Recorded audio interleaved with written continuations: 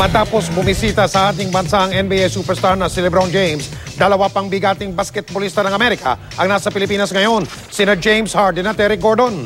Makita po muna tayo kay Mark Zambrano.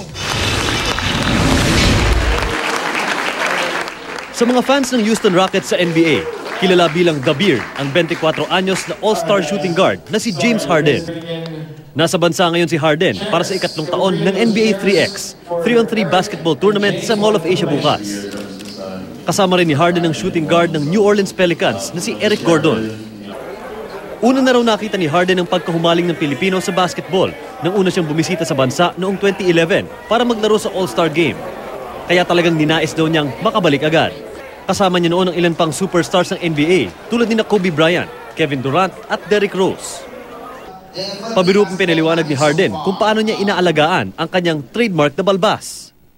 I have a barber, but when my barber isn't there, I have to comb it and brush it and shampoo it and do a lot of different crazy things to it. But like I said, I do it every single day, and it's just a routine that I have to go through when I wake up. Aminado naman si Eric Gordon na malaking bagay ang passion ng Pilipino sa pag-unlad ng basketball dito sa Pilipinas. May payo pa siya sa mga Pinoy para makasabay sa global development ng basketball. Well, it's all about doing something different than everyone else and do it consistently. You know, this NBA is starting to get, guys are starting to get very tall and very big and it's just getting tough. The game is getting tougher and tougher in the NBA, so it's all about, what can you do better than someone else.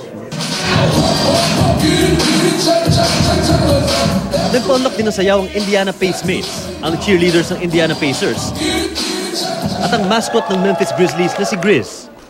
Nagkaroon din ng pagkakataon ng mga fans na makita ang NBA 3X Jeep na nilagyan ng NBA jerseys at espesyal na NBA design.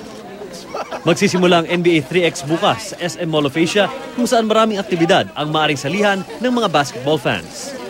Mark Zambrano, nakatutok, 24 Oras.